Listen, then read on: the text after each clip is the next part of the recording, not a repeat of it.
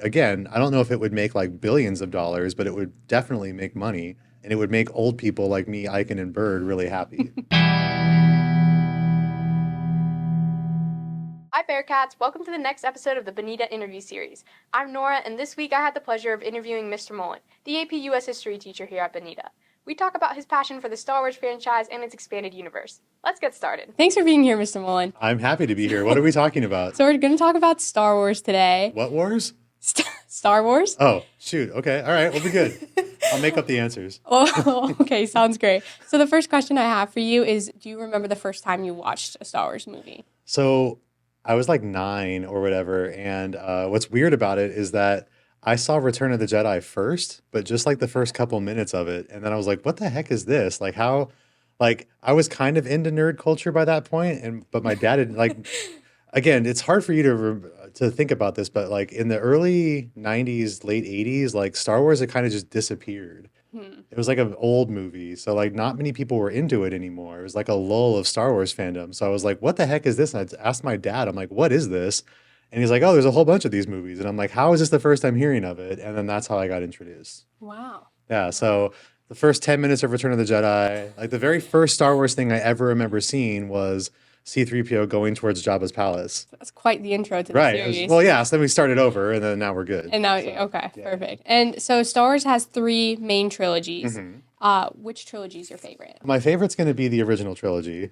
Okay. And again, that's just because I agree.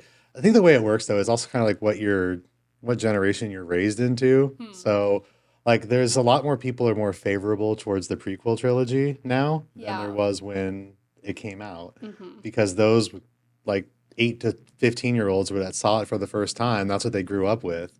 And for the people that are older and saw it, were like, what the heck is this? It's not what we were expecting. So Yeah. but I'd still say the original is more fun to rewatch. They are. Yeah. Yeah. Way better. My wife had only seen the original trilogy, and then we went to go and watch episode 3 in preparation for the Kenobi series to come out. And once we finished the movie, my wife was like, did the same guy make this? Because it was so weird. She did not like it. So she's got good taste. Good. That's important. That's important that is. you guys aligned on that. That's Right, really important. absolutely.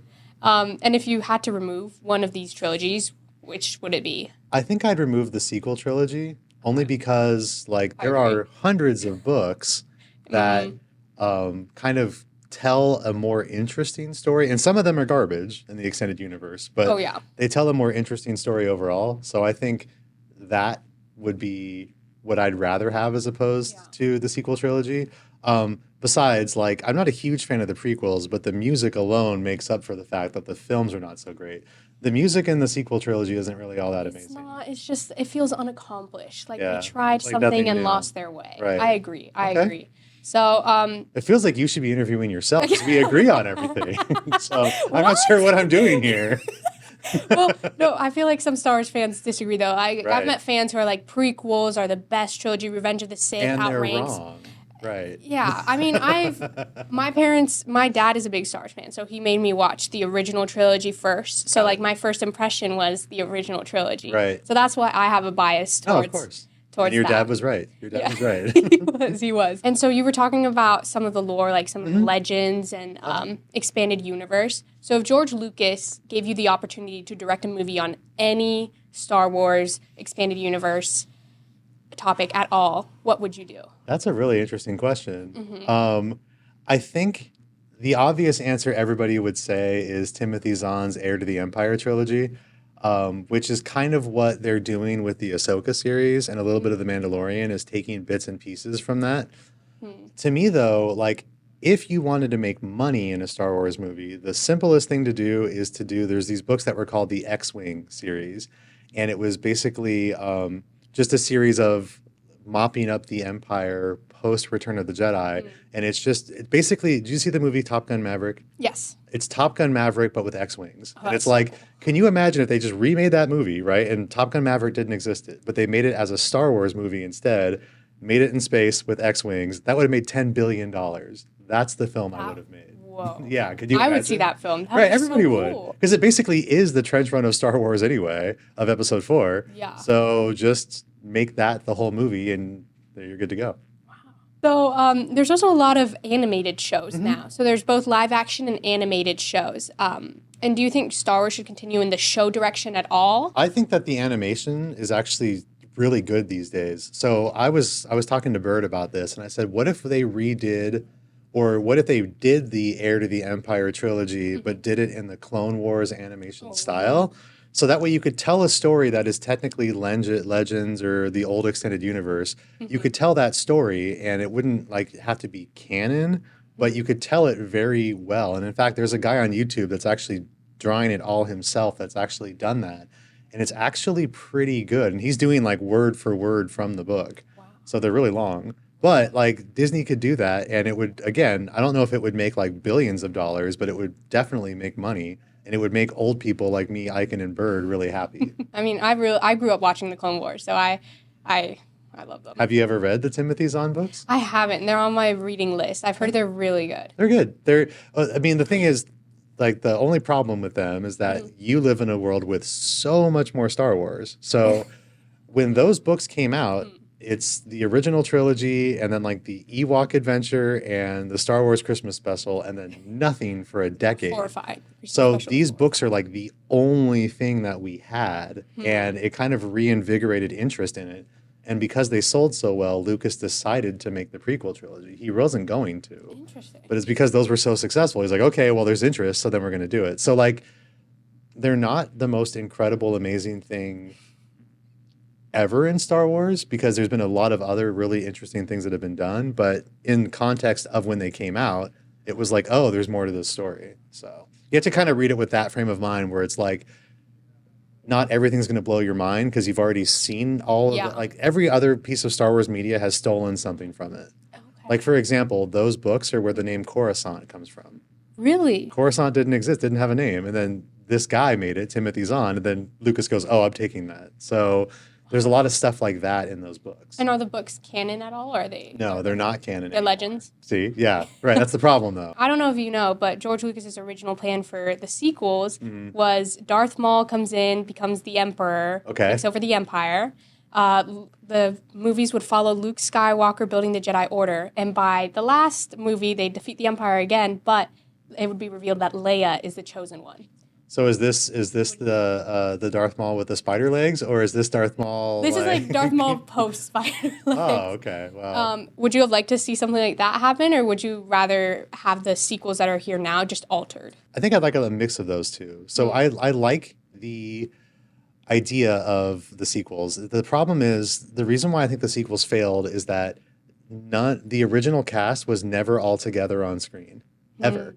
So now, granted, I don't think anyone anticipated Carrie Fisher dying, but she was also the least healthy. So like, the way that I've heard it described was that episode 7 was supposed to be Han's story, episode 8 was supposed to be Luke's story, and then episode 9 was supposed to be Leia's. But of course, Leia died, Carrie Fisher died, so then they had to like pivot on the movie from what the original plan could have been. Yeah. The thing is, like, I think the better way to do it would have been have the gang together 7, 8, or in movie 7, right? And they don't necessarily fail, but they are kind of ushering in the new generation, and let that generation solve an issue in 8 and 9.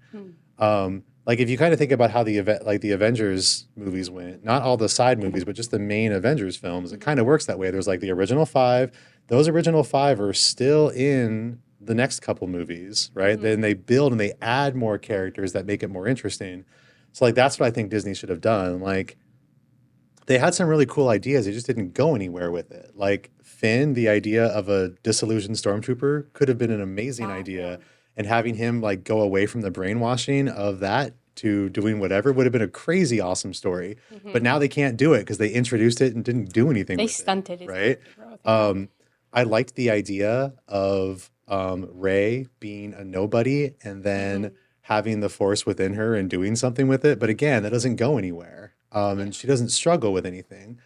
I really liked the idea of Kylo, where it's this, he's trying to, again, maybe he's brainwashed as well, but he's hearing voices in his head that tell him that he has to rebuild the Empire in his grandfather's image or whatever. And he's being manipulated. Like, that was actually a really cool idea that they didn't take anywhere. Yeah. Like, at the intro to episode 9, like where it says it's the three voices where it's like I have been every voice you've ever heard in your head. Like if that was the whole trilogy, Hmm. and you see this guy that's like basically being like psychologically damaged by the dark side of the force, like that would have been so cool. They didn't go anywhere with it. So it's like so Yeah. many ideas they don't go It anywhere had with. potential, but I Right. feel like the potential just got so wasted. And that, as a Right. fan, I got upset because I was like, they had a direction, and then Right. I don't know, I don't even know what direction they ended And up in. that's what's so frustrating. And it's like Disney spent so much money buying Star Wars, and it's like Hmm. you have more money than anyone, and you didn't need to make the movie that fast. Like if you weren't sure, give it 6 more months. Like give the writers an extra week to think this through Yeah. before you start production, Yeah. right? Like you guys are all in a film class, and I know because I've worked with your film class that a lot of it is you do a lot of the work before the cameras start. Hi, cameras. Before they start, you guys have everything written out, right? Mhm. Well, why not take an extra day or two to make sure everything's good or pay an extra writer to give it a once over before you start and like not know where the story is going? Like that's what blows my mind. Mhm. Granted, George Lucas didn't know exactly what was going to happen in each of the three movies, but Mhm. like the fact that he was at least overseeing it the whole way and then yeah, it's crazy that Disney did it the way they did it. Yeah, Ugh. I feel like as a fan, I was really disappointed, especially at the last Rise of Skywalker. I was like, maybe there's a redemption. No, there Yeah. was no redemption for those sequels. No. Yeah, it's frustrating because yeah, it could have been done better. What's really interesting is before Disney bought Star Wars, Hmm. they did this concert at the Hollywood Bowl, Hmm. and it was called Star Wars in Concert. And Anthony Daniels comes out and he talks like C-3PO and he narrates the overarching story of the first six films. Hmm. And it was really cool because then the orchestra plays the music and they have film clips up and like, oh, it's like kind of like when he's talking to the Ewoks in Return of the Jedi, but it's Yeah. that of all of Star Wars. It was a really cool Oh idea. Well, Disney's trying to reboot that concert, but they want to include the sequels. And like the thing is, no. the story narratively just doesn't work as well. And it's not as interesting of a story and doesn't have as good of a conclusion. And it's like Yeah. they're trying to like shoehorn in this The ending of the sequels. story. And like even the audience, like, cause I went to both, and even Hmm. the audience when they got to the sequel stuff was like, God, like Like, they weren't as into it like they were for the prequels and the original. So yeah. I yeah. mean, Disney failed me on Right. that. And the kind of people that would go to that concert are probably more hardcore Hardcore Star Star Wars Wars fans fans. than people Yeah. that wouldn't. I feel like So they're making up with it though with the series. Like The Mandalorian is great, and then Ahsoka is also. I'm a big Ahsoka fan, so I felt satisfied with that. I'm nervous about Ahsoka. I like the ideas, but like again, you haven't read Heir to the Empire. When you read No. Heir to the Empire and you see Thrawn, Hmm. Thrawn is the most interesting villain that like has ever existed in Star Wars. Hmm. But the thing is, like, he's supposed to be a genius and he's not supposed to make mistakes. But the problem is the Disney Thrawn that came in from Rebels, Yeah. like he can't really be perfect because then it doesn't work as a kids show. Yeah. So, and then in Ahsoka, like Thrawn anticipates 5 moves ahead. He's like a chess player Hmm. in the books. So then in the movie, they don't really, or in the Ahsoka series, they don't really show that. He kind of like lucks out, not through anything he did, and he wins, but it's not because of him. And it's like, Yeah. that's not Thrawn. So that worries me because, like, He was washed down in the series. right. So I agree. he should be like an ultimate chess master. Hmm. And I didn't see him depicted that way. So it's like, oh man, I hope they don't ruin what's the most interesting thing about him is that he doesn't make the easy mistake that somebody else would. So Yeah. we'll see. And just one final question for you, Sure. Mr. Mullen. For people who aren't big Star Wars fans or who Mhm. haven't watched it, why should they watch the show? So I've actually introduced a lot of people to Star Wars. Okay.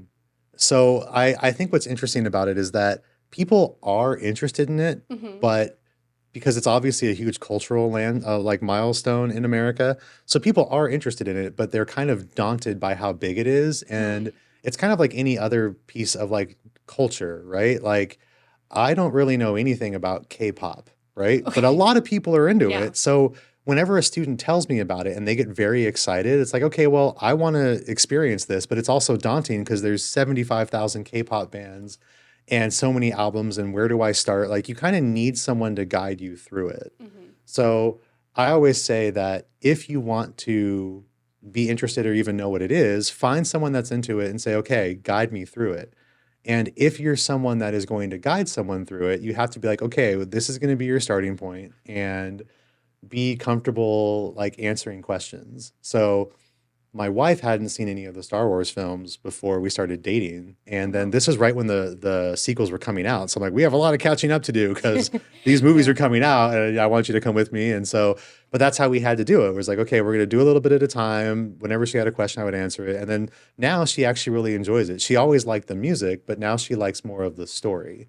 So there really is a good story in there. It's, it's the hero's journey and it's done well. Yeah. So No, it is. you guide someone through it, but like you have to understand that there's this cultural tsunami behind it that someone that's standing in front of it is very terrified of. Yeah. And if you're going to introduce someone to it, then you got to make them not be afraid of the tidal wave. Yeah. I feel like that's a problem also with a lot of superheroes. Like the MCU is, if you haven't caught up now, it might be too far gone. Same problem, right? So the first MCU movie that my wife watched was Avengers. Yeah. And then the second one that came out after that was Guardians of the Galaxy. So like trying to explain the Marvel extended cinematic universe to someone who's only seen 2 films and she's like, wait, who are these characters? And then now that the multiverse is, oh man, it's even worse. So it's just like, okay, well, this might be a little too far beyond the comfort level that my wife has with nerd stuff to be able to figure that out. It's like, yeah, okay, well, that's understandable. It's like, here, I'll tell you if there's a good film, and then I'll watch it again with you. Like, I watch everything ahead of time now to see if it's going to be too far beyond. Nerd-proof it. Right. Well, yeah, because like, there's only so far you could take some people when it comes to Marvel. Like, there's a reason why Marvel kind of dipped off for a while, and it comes back in waves because once the current iteration of it is so big, it kind of it gets weird. Yeah. And go back. So. Yeah. Well, thank you for coming. No, I'm happy to talk about anything but history. Bye. Thanks for tuning in. We hope you enjoyed getting to know Mr. Mullen better and his love for Star Wars. Stay curious, Bearcats, and join us next week for another interview. See you then.